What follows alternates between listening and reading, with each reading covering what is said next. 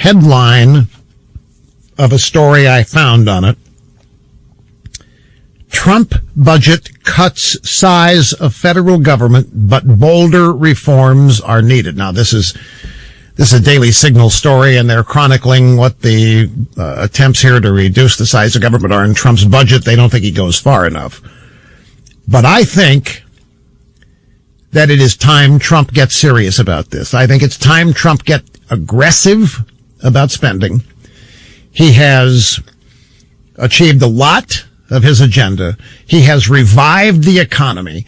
This is the time to get serious about the discussion of bringing down this excessive spending. It's got to stop at some point. We know this. We've known it our entire lives. It hasn't stopped, except for a couple of brief intervals in the 1990s where the budget was balanced for 6 months or so. But it is a big issue. Spending, federal spending, ongoing, limitless federal spending is a big issue for a lot of people who may not vote for Donald Trump. Now, we don't talk about this much. We haven't talked about this since the 2016 campaign. One of the things that happened in that campaign was that traditional conservative elements sort of got swept aside. This is one of the things that never Trumpers couldn't deal with. They couldn't stomach a Republican nomination where there wasn't some concern for fiscal restraint, federal spending, the overall expansion of the budget and so forth. Now, Republicans have talked about it, have never done anything serious about it other than in the 90s, when they won control of the House for the first time in 40 years. But there are a lot of potential Trump Republican voters who don't vote for him because of this. And I think this is a way to get him back in the fold. Now, if I looked at Trump's budget request, and here's what I found just with a cursory glance. It's a humongously long, I can't read the whole thing. So you have to know where to go to find what you're looking for, which I do because I'm a highly trained broadcast specialist.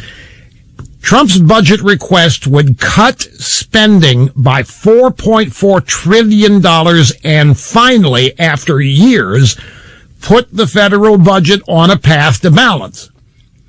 Doesn't have to balance tomorrow. Doesn't have to balance next year. It's the pathway. It is the intention. It is the structure of the budget aimed at that would matter, and it would be big. It would be big. It's one of the ways of disarming the left. I mean, look at what the left is talking about. $52 trillion Medicare for all. Take it, Crazy Bernie, Pocahontas, any of these people and their massive federal spending programs. It is obvious that it doesn't matter a hill of beans to them. They've gone full-fledged socialist, and it may as well be that there isn't a federal budget. Their spending is such that it may not matter that there isn't even money. Because I'll tell you that we don't have the money for all the spending they have planned. $52 trillion over 10 years, $60 trillion over 10 years for health care for all. And by the way, Medicare for all is not Medicare. This is one of the grandest marketing deceptions in politics. Medicare is a separate thing for people 65 and older. Then there are derivatives in it. You can choose it. You can not be part of it. You can pay cash. You can do whatever you want. Medicare for all is not Medicare for 65 and everybody else. Medicare for all is single payer. And Medicare today is not single payer. But the Medicare for all that Pocahontas and Crazy Bernie talking about is single payer. And if that day ever happens, here's what's going to happen. Most people will not be able to get health care without going through the government. There it's going to be rationed and it's going to be lackluster. It's not going to be the best. And then people that don't have to because they can afford it are going to have much better hospitals and much better doctors, concierge hospitals, concierge doctors, and they'll get their credit card out and they'll pay for their medical care and it'll be top flight. And people that can't afford that are going to be stuck in the Medicare for all system and hello coronavirus and whatever else. and this is going to cost $60 trillion and it still isn't going to work. $60 trillion. There isn't $60 trillion printed or in circulation. The Democrats are acting as though there isn't even the need for money anymore.